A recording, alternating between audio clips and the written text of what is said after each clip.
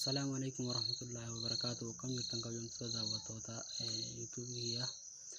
Nageenyi jaalala isin qabu bakka jirtanitti isin haa qabu jechaa har'a barnoota haaraa tokko waan tokko isiniif qabadhee dhufeetiin jira. Innis maali? Akkaataa xiyyaa bilbila irratti akkaataa ittiin agarsiifnu xiyyaa kana kaarsarii maawuzii kompiitaraa fakkaatu kan akkamitti akka ittiin baasuu dandeessan bilbila keessan irratti akkamitti akka itti fayyadamuu dandeessan akkamitti akka itti nama agarsiisuu dandeessan isinitti agarsiisuu qabadhee dhufeetiin jira. Namoonni haaraa taatan YouTube channel keenya kana subscribe gochuun dagatinaa yoo viidiyoon kun barnoota kun isinitti tole like gochuudhaan akkasumas share gootanii hiriyoota keessan biraan ga'uu akka keessan isin affeeraa gama barnoota keessatti isin dabarsa. Akkamitti argachuu dandeenya jechuu dandeessan namoonni beektan jiraachuu dandeessanii namoonni beekne immoo cinqamuu dandeessan rakkachuu dandeessan karaan isa kana ittiin argatan karaa lamatu jira. Har'a karaa tokko isin agarsiisa yoo rabbi jedhe karaa hafee sagantaa biraatiin viidiyoo hojjedheen isin dhiyaadha. Hordofaa isin jecha amma kallattii maa karaa barnoota kiyya guyyaa irraatti dabra na hordofaa. Amma kaanee pileestoorii namoonni pileestoorii hin qabne jettanatti hin fakkaatu. Pileestoorii irratti deemna. Pileestoorii irra deemnee asirratti ni tuyna. Achi booda egaa pileestoorii irratti tuyne booda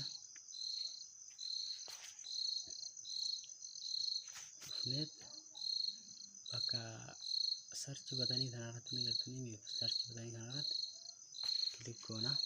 Achi booda waan akkana jennee sarchi goona always visible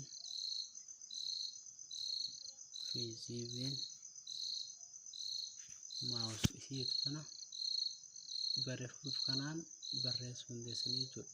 Karti barreessanii as dhufuudhaan bakka sarchi kanarratti tuyxuu achi booda always visible web page always civil mouse achi booda akkanatti isinii dhufa. Akkanatti yeroo isinii dhufe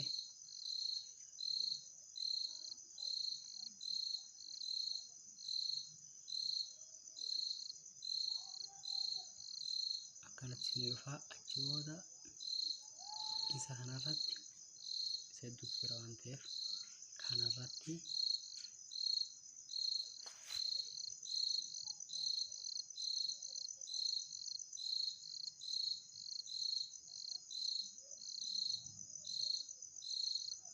maqaan isaa jijjiiramee jira. Dhiifama naa godhaati. Maqaan isaa jijjiiramee jira. Virtual screen mouse okay joana virtual on screen mouse jedhu kana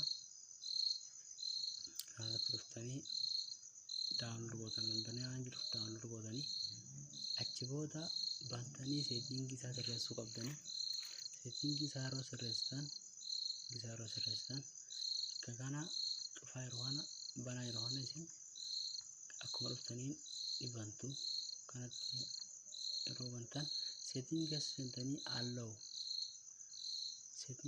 alloo godhuu gochuu qabdan akkasumas fayyadu jechuudha. Achi booda akkanumatti isin dalagu speedii isaa sirreessuu qabdan. Speedii isaa as bakka mouse speed or mouse type waan dhuftanii lakkoofsa koomara ni keessu lameen jidduu kana ni cuftuu kanaaf kana ni cuftuu kana immoo ni bantu.